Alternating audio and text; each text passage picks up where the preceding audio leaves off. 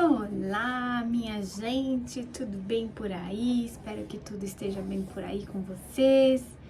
Estejam empolgados para mais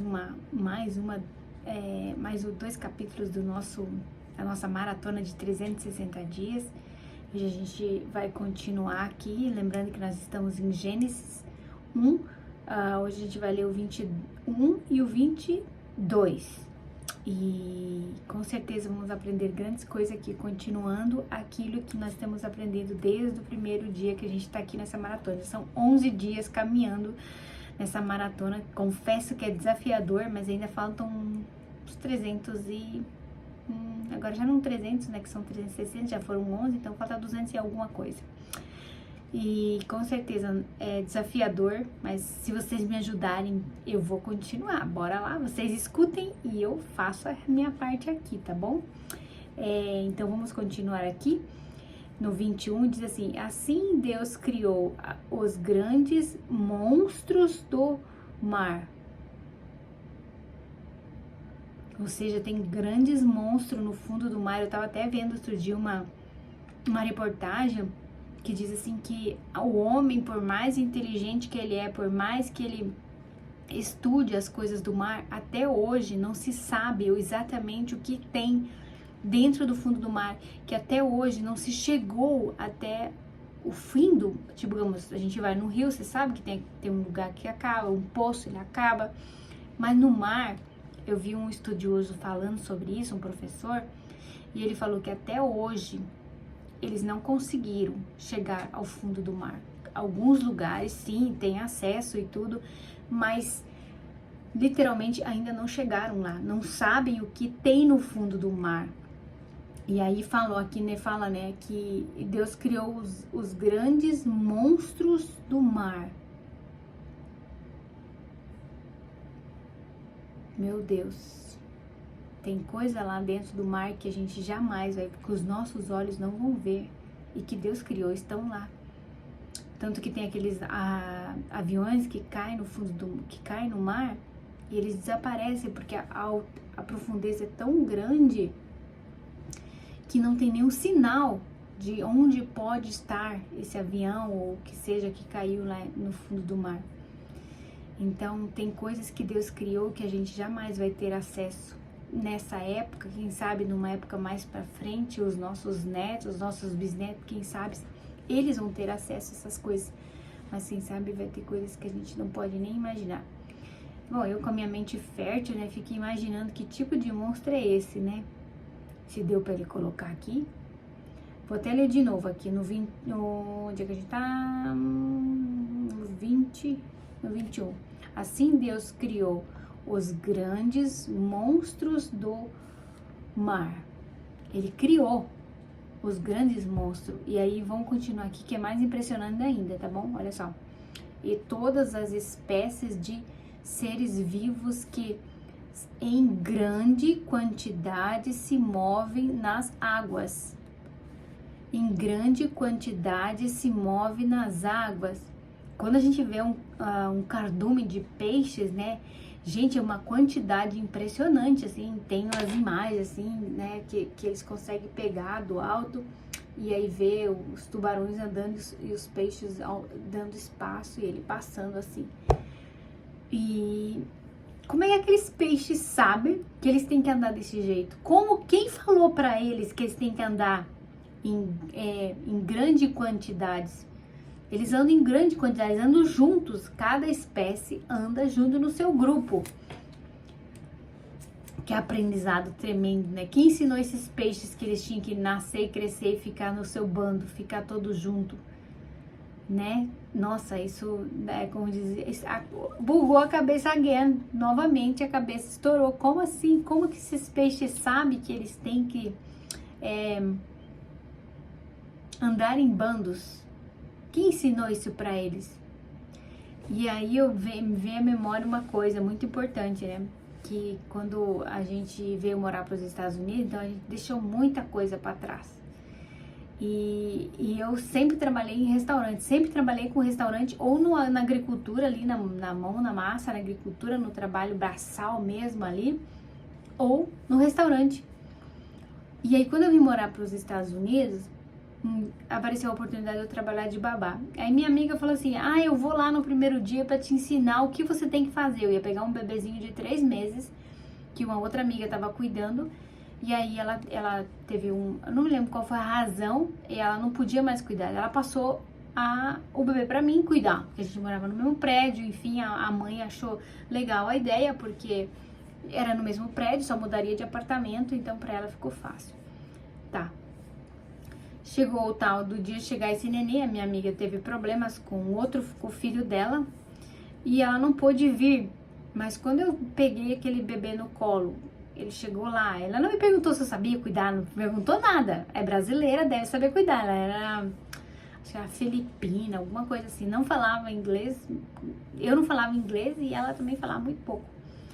E aí eu peguei essa criança, ela ficou na minha casa. Quando eu olhei para aquela criança, eu sabia o que fazer com ela. Eu nunca tinha cuidado de uma criança assim, vou cuidar de um bebê recém-nascido. Não, porque eu era a filha mais velha, saí de casa muito cedo. Não tive tempo de cuidar sobrinho e coisa assim. E meus filhos eu não cuidei, enfim, eu não tinha filhos, né? Mas quando eu peguei aquele bebê na mão, eu sabia exatamente o que eu tinha que fazer. Não foi difícil. A única coisa que eu sabia é que de 3 em 3 horas eu tinha que dar alguma coisinha. Daí tinha lá os lanchinhos separadinhos na cada caixinha. O primeiro que eu ia dar, o segundo, o terceiro, tava lá separado. E só. E quando o bebê chegou, eu sabia que eu tinha que dar de comer, eu sabia que eu tinha que trocar, eu sabia tudo isso. Eu nunca tinha cuidado de uma criança. Então, os peixes, eles nasceram ali, nasceram daquele ovinho, lá nasceu e eles sabem, o instinto deles, eles já nasceram com aquela identidade, que eles têm que andar em bandos. E a gente vê, assim, um exemplo que a gente que mora aqui nos Estados Unidos, né, que os países, as culturas, elas se ajudam entre si. Algumas culturas são muito focadas, você não vê, um exemplo aqui nos Estados Unidos, você não vê hispanos na rua, abandonados, porque as famílias eles são muito conectados, eles se cuidam, então um cuida do outro. Você vê na rua várias raças, mas eu nunca vi um mexicano, uma pessoa do México, por mais que ele seja de uma cultura bem de pessoas bem pobres, assim, eles se ajudam, eles se cuidam, um cuida do outro, é impressionante. Eles são, no trabalho, eles são uma máfia, eles são uma panelinha, eles um cuida do outro, um protege o outro, um morre pelo outro, é impressionante. Em compensação, a nossa raça nem tanto assim. Tem pessoas que são amigas de verdade, você pode contar qualquer coisa e você vai ser abençoado por essa pessoa. E outras pessoas que não te levantam um dedo para te ajudar. Mas se puder tirar um proveitinho, infelizmente, como seria a nossa cultura brasileira, como a gente seria muito mais próspero se a gente tivesse esse instinto de andar junto, de um cuidar do outro, de um proteger o outro. Como seria, será, hein? Com certeza seria muito mais fácil, que onde um grupo se une, sem um querendo tirar proveito do outro, esse grupo só prospera. Em todas as culturas que o povo se une, eles prosperam de maneira sobrenatural. Por que que os peixes, sabendo que dentro do mar ali tá cheio de várias espécies de monstros e a natureza deles é um come o outro para sobrevivência? E por que que eles sobrevivem, aqueles peixes tão pequenininhos, por que que eles sobrevivem? Porque eles andam em bando e quando ele precisa de uma ajuda, um ajuda o outro, um cuida do outro. Bugou a cabeça, né? Fica assim, meu Deus, não tinha parado pra pensar nisso. Já pensou como seria bonito, como seria melhor? Nós, que principalmente a gente que é imigrante, que mora fora do Brasil, né? Como seria interessante se a gente pudesse se ajudar, se a gente pudesse um cuidar do outro. Tem pessoas que sim, que se ajudam, que cuidam, mas não são a maioria. É a minoria. Aquele grupinho ali, pronto. E aí quando vem alguém fora da caixinha, louco pra ajudar, louco pra servir, não tem espaço. Por quê? Porque tá todo mundo tão machucado, com tantas experiências, que não tem condições de ajudar outra pessoa. Que a gente possa aprender aqui com os peixes. Eles nascem e eles sabem que eles têm que andar em bandos para garantir a sua própria sobrevivência. Uau, lindo demais, né? Aqui, vamos continuar então? Onde que eu parei? Espécies de... vamos lá, onde que eu parei aqui? Eu vou ler de novo porque eu não sei onde que eu parei. Assim Deus criou os grandes monstros do mar e todas as espécies de aves, peraí, deixa eu ver se eu li certo. E todas as espécies de seres vivos que em grande quantidade se movem nas águas. Isso a gente já falou sobre isso, né? Já meditamos sobre essa parte. E criou também todas as espécies de aves. Todas as espécies de aves. Ou seja, existem espécies de aves que a gente não tem nem noção. Nem noção. Aqui na nossa redondeza tem um tal de um blue. Minha filha fala até, mãe, olha, tem um blue. Como é que fala? Um passarinho azul. E tem um roxo também. E eu só vi quando vim morar aqui em Santa Clarita, que lá onde eu morava antes, Mid City, era diferente, era outros tipos de passarinho. Mas aqui tem uma espécie, como aqui é montanha, ele é lindo. Tem um azul e tem um que é meio roxo. Aí minha filha fala, mãe, é o blue. Esqueci o nome do bichinho lá, do passarinho.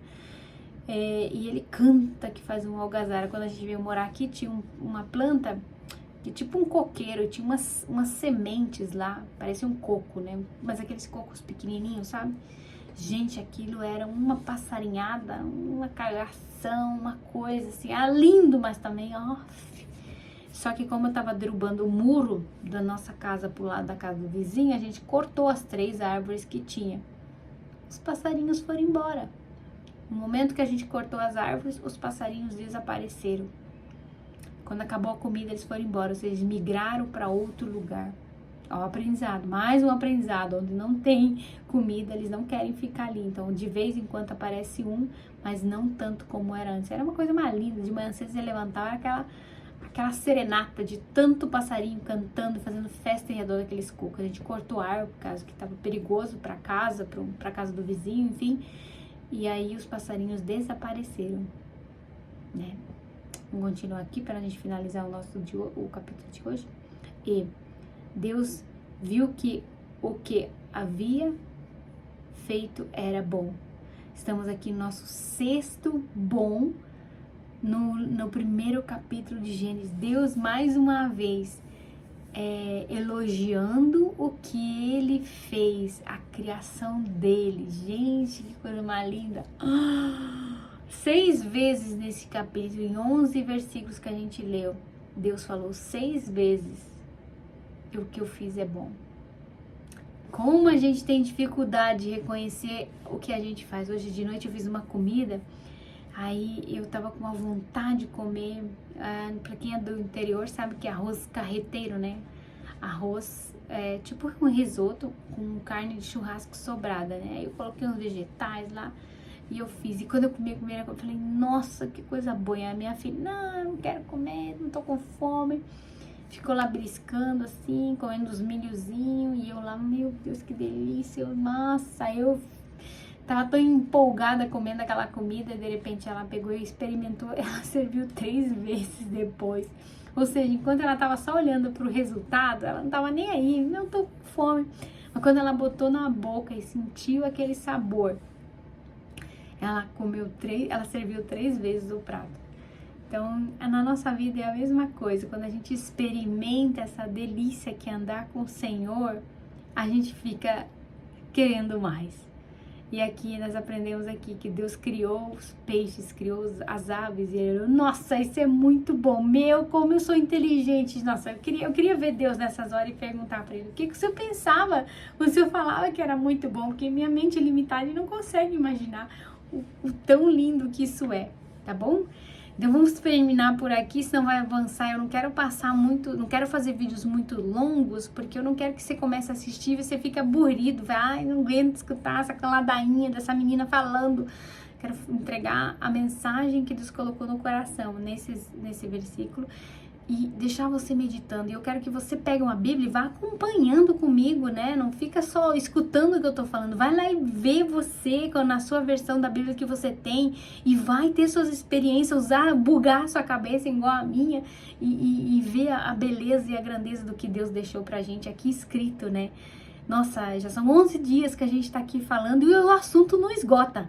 É porque Deus faz tudo perfeito e a gente muitas vezes passa batido, não lê direito, não prestou atenção. E essa é a intenção do devocional de 360 dias, onde você vai ler aquele versículo aquele dia. E você vai receber aquela mensagem, você vai aplicar na sua vida. Porque olha, não sei você, mas eu tô com a minha cabeça assim, uau, eu preciso valorizar as coisas, as pequenas coisas que eu tô fazendo, porque isso é um aprendizado que Deus está me ensinando, amém? E é isso, minha gente, um abraço, Deus abençoe e até amanhã, no nosso dia 12.